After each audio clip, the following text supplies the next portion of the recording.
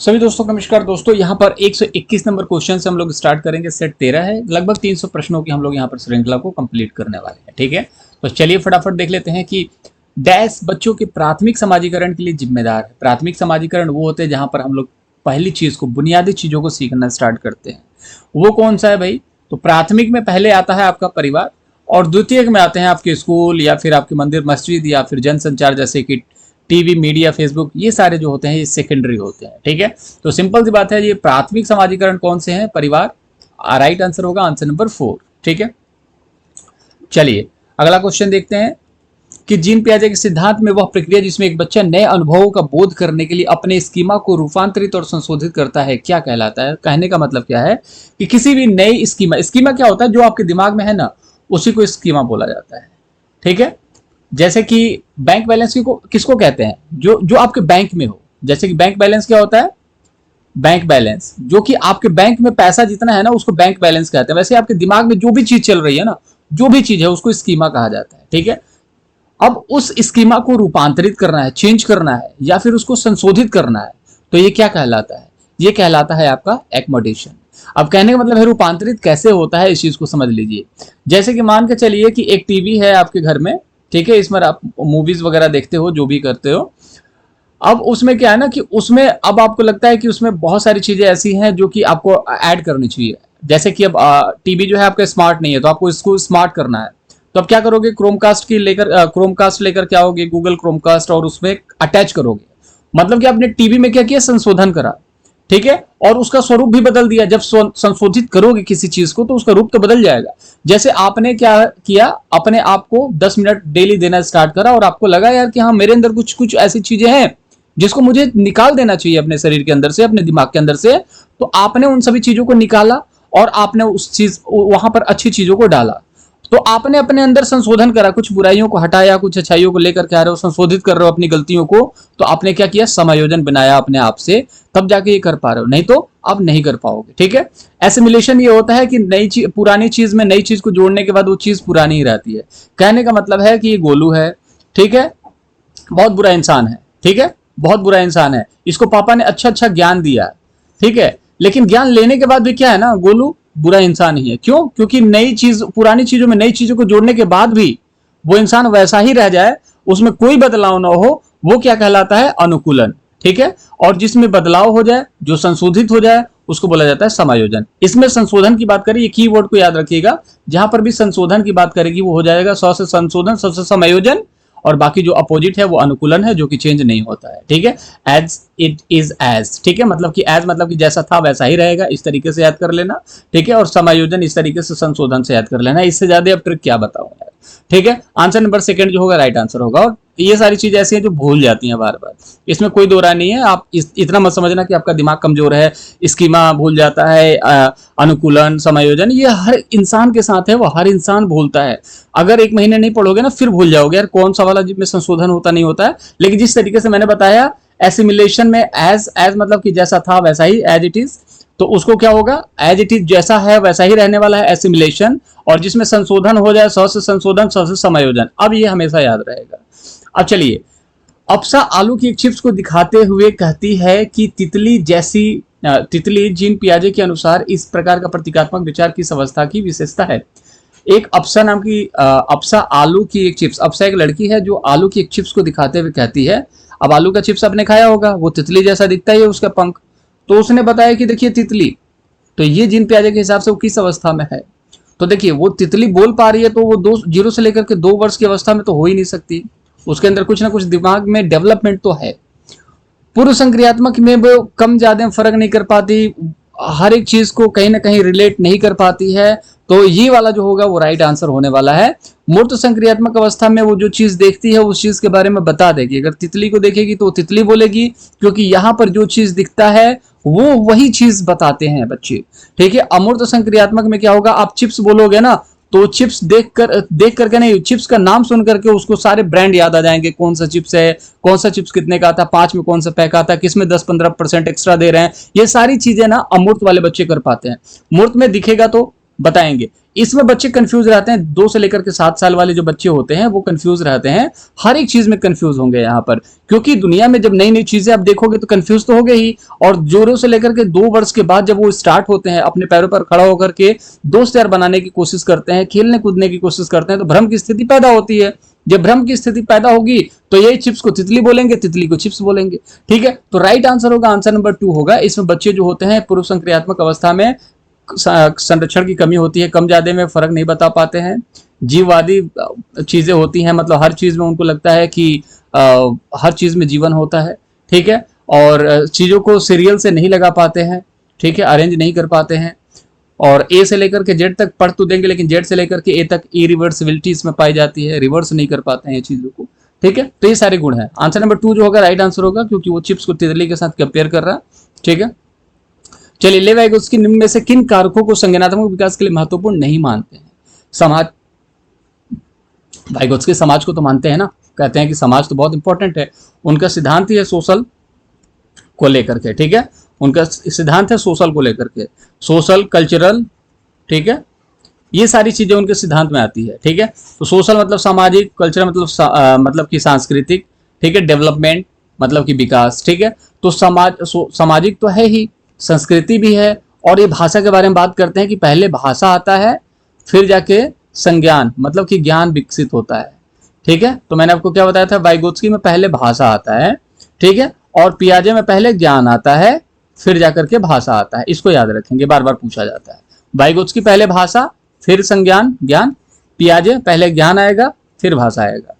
Vygotsky ये भी कहते हैं कि बच्चे जो है अंतःक्रिया के द्वारा सीखते हैं। अंतःक्रिया के मतलब कि इंटरेक्शन के द्वारा एक दूसरे से बहुत ज्यादा बातचीत करते करते चीजें सीखी जाती हैं। छोटा बच्चा ऐसे ही तो सीखता है, दादा के पास जाएगा, फूफा के पास जाएगा, चाचा के पास जाएगा, बहुत तरीके के लोग होते हैं एक समाज में, और उन सभी लोगों के पास जाते जाते आते आते बहुत सारी चीजें सीखता है। और इसीलिए बोला जाता है कि बच्चों के सामने बहुत अच्छी अच्छी चीजें ही बोलो, बुरी चीजें बोलोगे तो जल्दी सीख जाएगा, और अगर नहीं बोलोगे तो बड़ा होकर के सीखेगा, लेकिन सीखेगा जरूर। हर इंसान कुछ ना कुछ सीखता ही है, सिंपल सी बात है। तो यहां पर देखोगे भाषा इंपॉर्टेंट हो जाता है। ठीक है, चलिए, तो अब यहां पर भाषा भी है, संस्कृति भी है, और समाज भी है, तो स्कीमा जो होगा राइट आंसर हो जाएगा, क्योंकि वाइगोत्स्की इस चीज के बारे में बात नहीं करते। कौन बात करता है? पियाजे बात करते हैं इस चीज के बारे में। ठीक है, चलिए राइट आंसर है आंसर नंबर 2। चलिए अगला क्वेश्चन देख लेते हैं। वाइगोत्स्की का फिर एक बार आप यहाँ पर स्वागत है। इन्होंने समाज शास्त्रीय सिद्धांत शिक्षण अधिगम के लिए किस पर बल दिया? अब इन्होंने समाज को लेकर के एक सिद्धांत दिया ही था, सामाजिक संस्कृति सिद्धांत।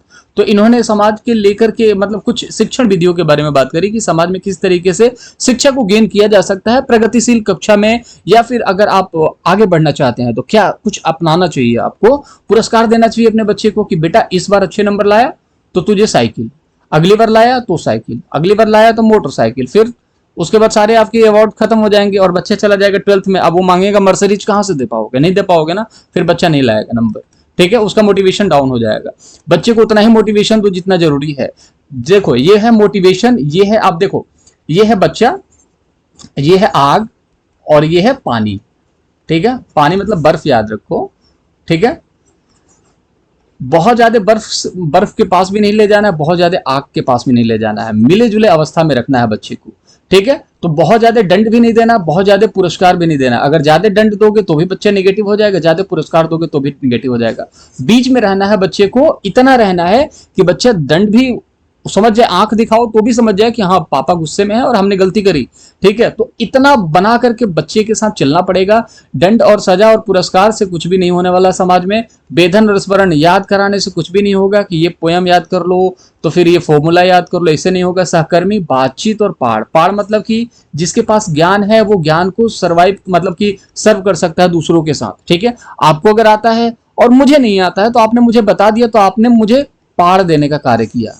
अब इसमें बेइज्जती वाली तो बात नहीं है कि स्टूडेंट कैसे टीचर को समझा सकता है। भाई हर इंसान हर एक चीज तो जान नहीं सकता ना, और ऐसा तो है नहीं कि कोई चीज यहाँ पर तपस्या से पाई जाती है। यहाँ पर कोई भी चीज है, अगर आप पढ़ते हो तो उस पढ़ाई वाली चीज को आप यहाँ पर अपने दिमाग में बिठा सकते हो, और वही तो ज्ञान है आज के टाइम पे।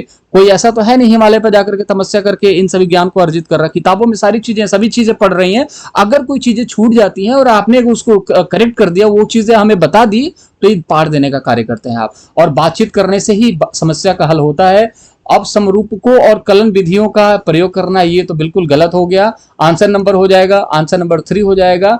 क्योंकि पहाड़ के बारे में बात करते हैं वाइगुत्स की। अब समरूपकों और कलन विधियां ये तो बहुत बेकार विधि है, इससे कुछ होने वाला है नहीं।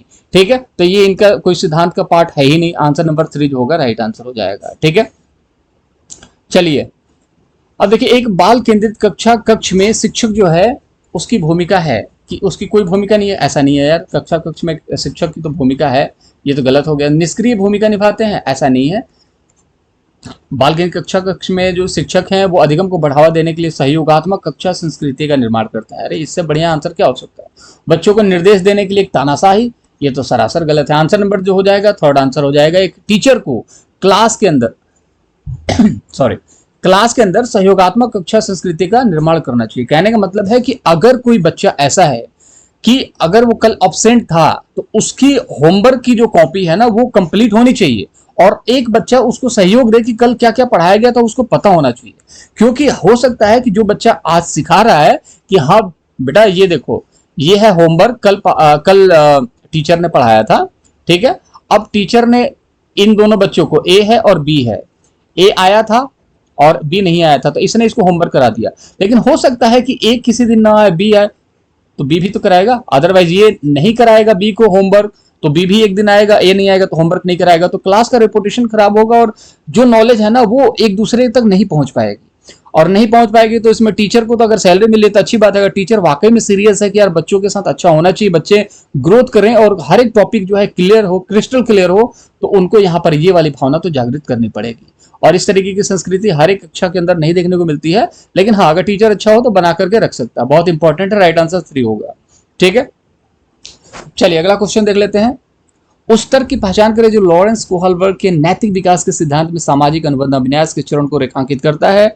और देखिए 127 क्वेश्चन, अभी तो बहुत सारे क्वेश्चन करने हैं दोस्त। अभी तो हिंदी के हम लोग क्वेश्चन करेंगे, एसएसटी के क्वेश्चन करेंगे, संस्कृत के क्वेश्चन करेंगे, ठीक है, और इंग्लिश के भी क्वेश्चन हम लोग यहाँ पर करेंगे। ठीक है, हर एक टॉपिक के क्वेश्चंस करेंगे, ईवीएस के भी क्वेश्चंस कर ही रहे हैं हम लोग। ठीक है, और इसके अलावा मुझे नहीं लगता कुछ बचता है।